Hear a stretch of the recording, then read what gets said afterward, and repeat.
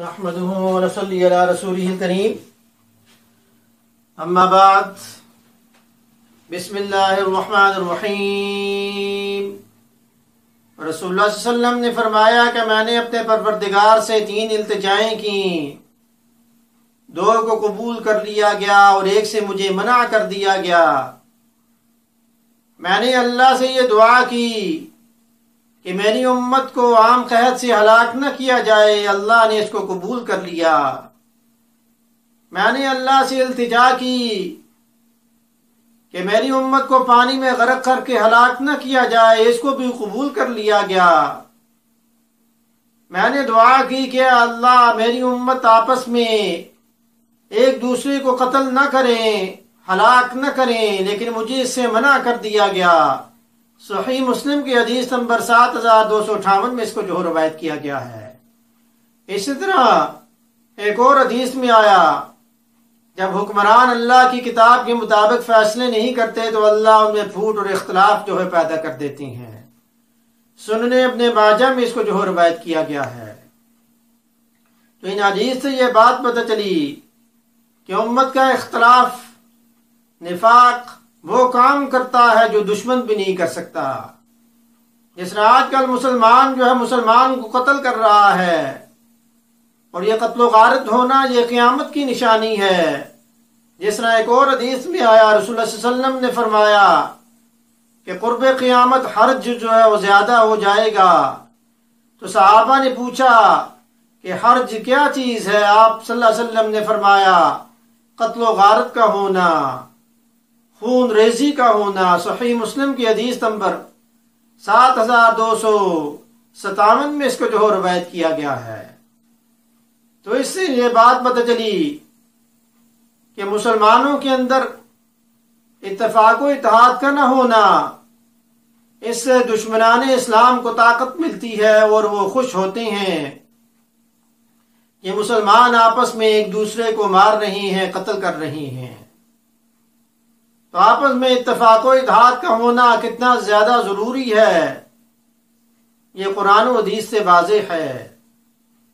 اسی طرح ایک اور آیت میں قتل کی مذمت کے بارے میں ارشاد باری تعالی ہے، وَمَن يَقْتُلْ مُؤْمِنًا مُتَعَمِّدًا فَجَزَاؤُهُ جَهَنَّمُ خَالِدًا فِيهَا، کہ جو بندہ بھی کسی مومن کو جان بوجھ کر قتل کرے تو اس کی سزا جہنم ہے، وہ وہاں پر ہمیشہ ہمیشہ جلتا رہے گا۔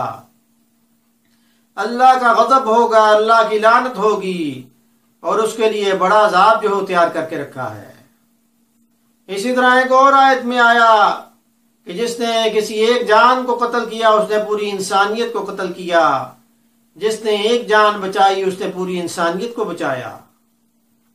تو اسلام جہاں پر حقوق اللہ کے بارے میں بتاتا ہے ہمیں، وہاں پر حقوق العباد کے بارے میں بھی بتاتا ہے۔ اس نے ایک اور حدیث میں آیا، رسول اللہ صلی اللہ علیہ وسلم نے صحابہ سے پوچھا کہ تمہیں معلوم ہے کہ مفلس کون شخص ہے؟ صحابہ نے جواب دیا کہ مفلس وہ ہے کہ جس کے پاس درہم نہیں، مال و متاع نہیں۔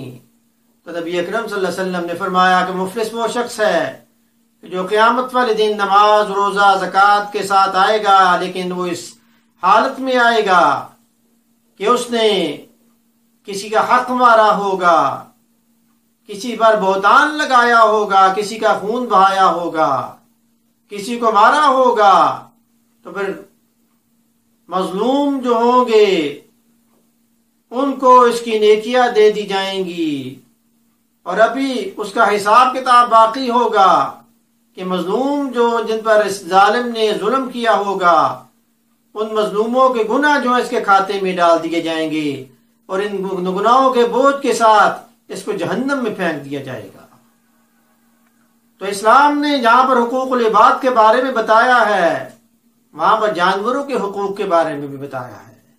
تو وہ مذہب کہ جو جانوروں کے حقوق کے بارے میں بھی ہمیں بتاتا ہے کہ ان کے ساتھ ظلم نہ کیا جائے، تو وہاں پر کسی انسان کو قتل کرنا، کسی کے آبرو ریزی کرنا، یہ کہاں سے جائز ہو گیا؟ اس لیے حدیث میں آیا کہ مسلمان وہ ہے کہ جس کی زبان اور ہاتھ سے دوسرا مسلمان محفوظ ہے۔ تو آج مسلمان کا دشمن ہو گیا، اختلاف مخالفت جو ہے وہ قتل و غارت تک پہنچ گئی، ایک دوسرے کے جان لینے کے در پہ ہو گئی۔ تو اسلام اتفاق و اتحاد کا درس دیتا ہے۔ سپیروں نے یہ کہہ کر سانپوں کو کر دیا بند، انسان ہی کافی ہے انسان کو ڈسنے کے لیے، یوں قتل سے وہ بچوں کے بدنام نہ ہوتا، افسوس کے فرعون کو کالج کی نہ سوجی۔